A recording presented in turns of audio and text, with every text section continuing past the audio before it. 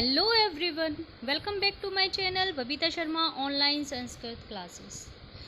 तो बच्चों, आज हम कक्षा 9 का पाठ 4 सांवले सपनों की याद इस पाठ की प्रस्तावना, लेखक परिचय और प्रश्नोत्तर करेंगे आज।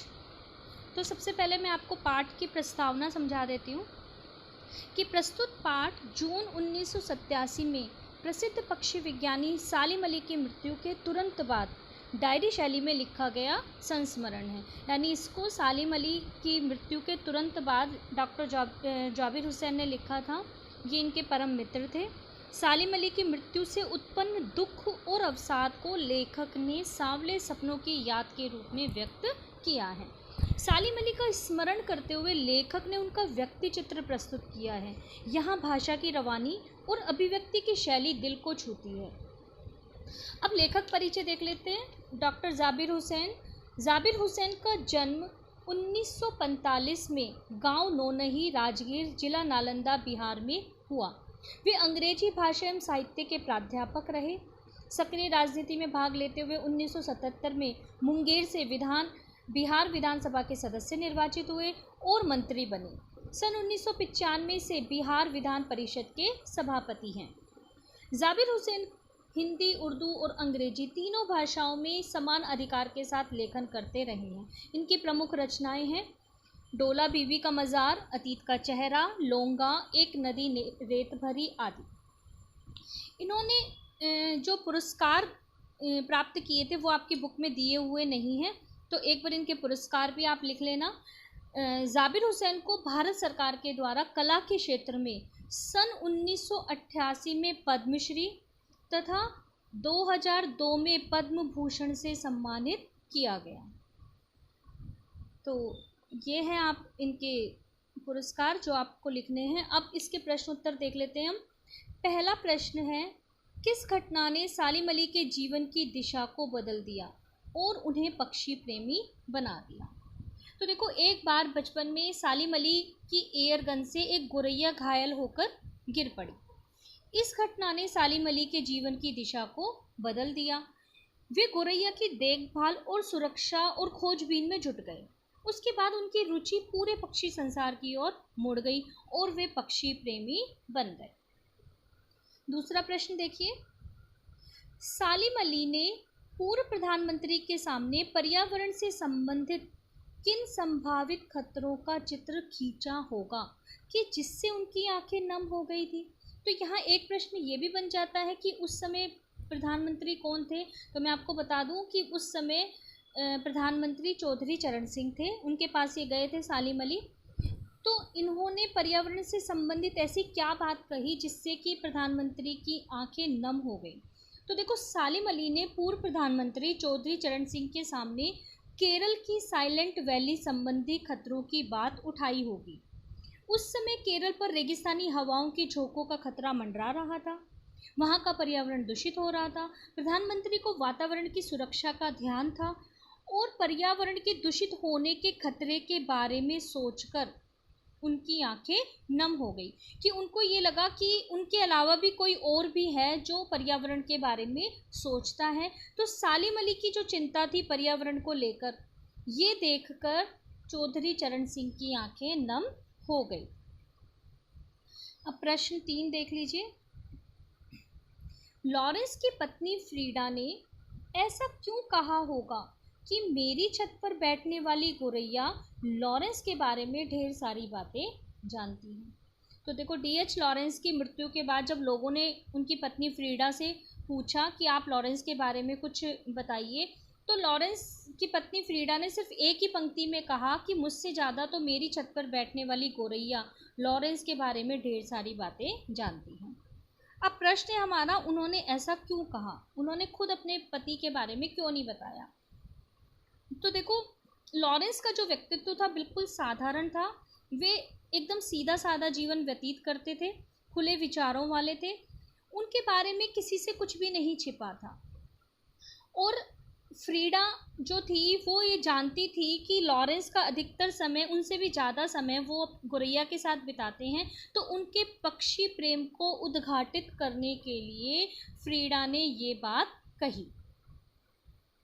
ताकि सामने वाले को या पाठक को पता चले कि जो D.H. लॉरेंस थे वो बहुत बड़े पक्षी प्रेमी थे, उनका अधिकतर समय पक्षियों के साथ ही व्यतीत होता था। फिर नेक्स्ट है प्रश्न 4 आपका, आशय स्पष्ट कीजिए। अब इसके अंदर 3 दिए हुए हैं, क, ख और ग। तो पहले क देख लेते हैं। वो लॉरेंस की तरह नैसर्गिक जिंदगी का प्रतिरूप बन गए थे। तो ये बात किसके लिए आई है? ये सालिम अली के लिए आए कि वो लॉरेंस की तरह ही नैसर्गिक का मतलब होता है स्वाभाविक जिंदगी का प्रतिरूप बन गए थे। इसका मतलब ये है कि लॉरेंस का जीवन, पहले लॉरेंस के बारे में बताना है कि लॉरेंस का जीवन बहुत सीधा साधा था, प्रकृति के प्रति उनके मन में जिज्ञासा थी। उसी प्रकार सालिम अली का व्यक्तित्व भी लॉरेंस की तरह ही सुलझा हुआ और सरल था। बस इतना आपको दोनों का बताना है। पहले आपको लॉरेंस के बारे में बताना है और उसके बाद आपको सालिम अली के बारे में बताना है। अब इसका दूसरा देख लीजिए। कोई अपने जिस्म की हरारत और दिल की धड़कन देकर भी उसे लौटाना चाहे तो वह पक्षी अपने सपनों के गीत दोबारा कैसे गा सकेगा? इसका आशय क्या है कि जब सालिम अली की मृत्यु हो जाती है तो लेखक जो है उस समय इनकी ये संस्मरण लिखते हैं उनकी याद में। तो इसमें एक पंक्ति ये इन्होंने लिखी है कि यदि कोई अपने जिस्म की हरारत यानी जिस्म की गर्मी और दिल की धड़कन देकर भी उन्हें वापस जिंदा करना चाहे यानी वापस लौटाना चाहे तो वह पक्षी यानी सालिम अली अपने सपनों के गीत दोबारा कैसे गा सकेगा? तो इसका आशय यह है कि लेखक बताना चाहते हैं कि मृत व्यक्ति को कोई जीवित नहीं कर सकता। हम चाहे कुछ भी कर लें, चाहे वो हमारा कितना ही प्रियजन क्यों ना हो, लेकिन फिर भी हम उसमें कोई हरकत नहीं ला सकते हैं, हम चाहकर भी उसको जिंदा नहीं कर सकते। नेक्स्ट देखो, थर्ड जो दिया हुआ है, सालिम अली प्रकृति की दुनिया में एक टापू बनने की बजाय अथाह सागर बनकर उभरे।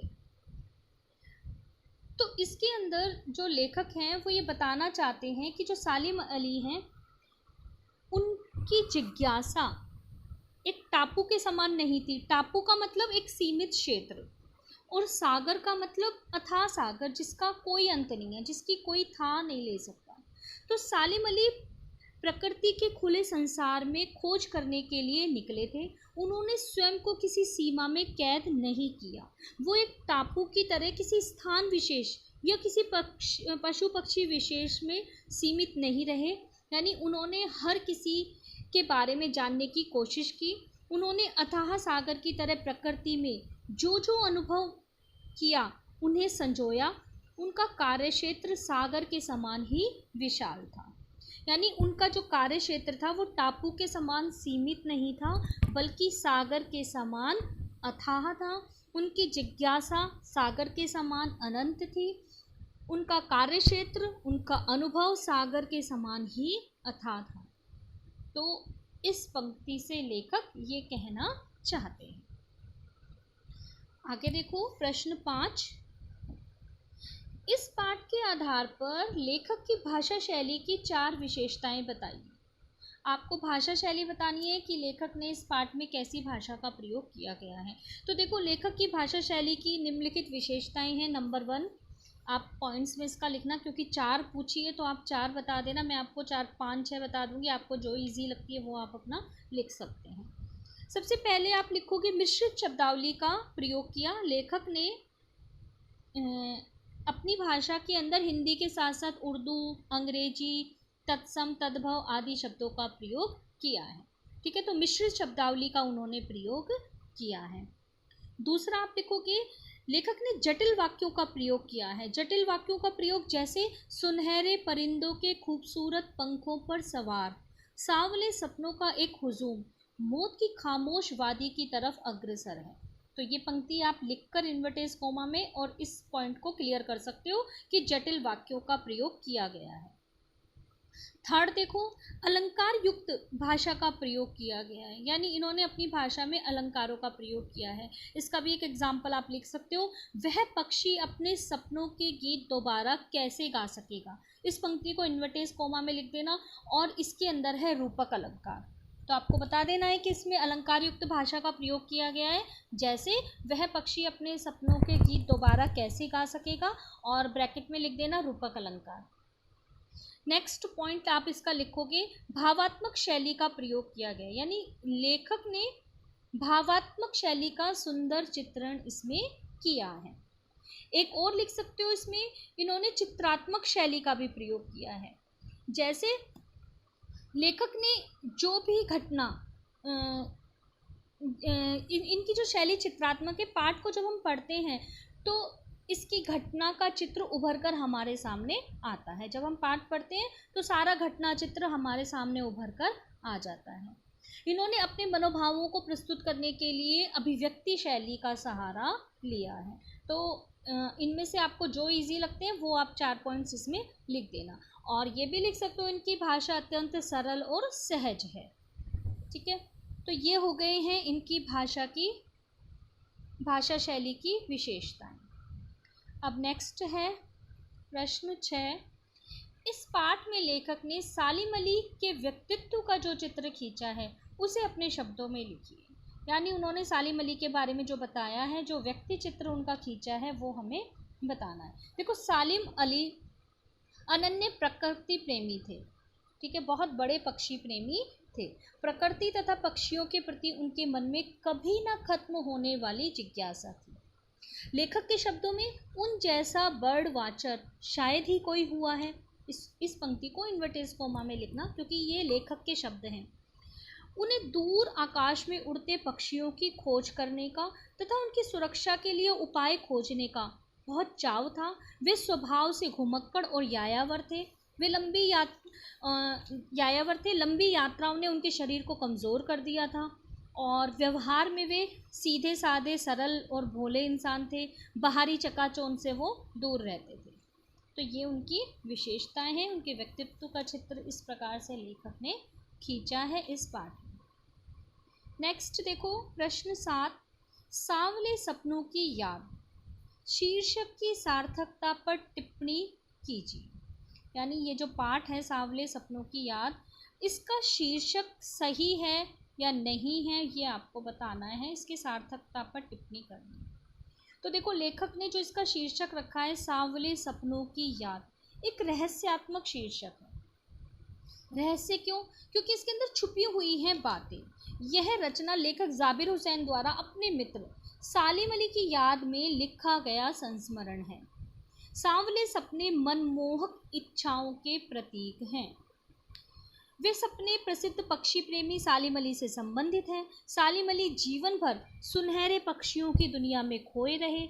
वे उनकी सुरक्षा और खोज के सपनों में खोए रहे। ये सपने हर किसी को नहीं आते हैं, और हर कोई पक्षी प्रेमी नहीं हो सकता, ना ही पक्षियों के प्रेम में इतना डूब सकता है। इसीलिए आज जब सालिम अली नहीं रहे तो लेखक को उन सांवले सपनों की याद आती है जो सालिम अली की आंखों में बसते थे।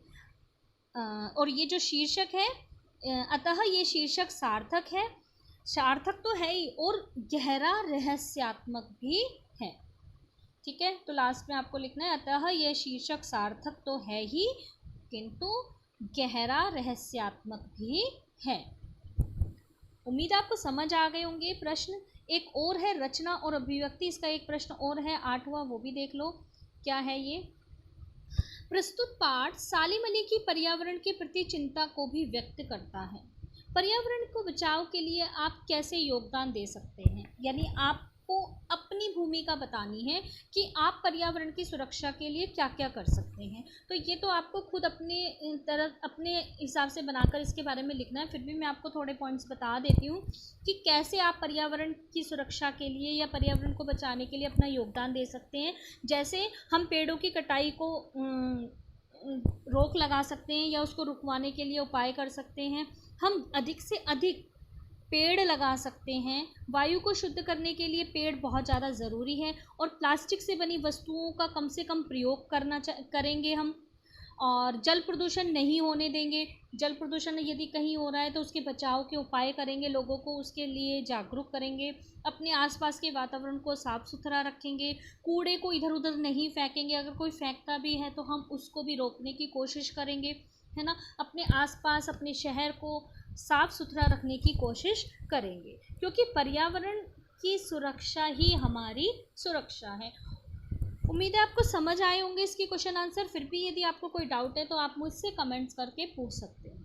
धन्यवाद।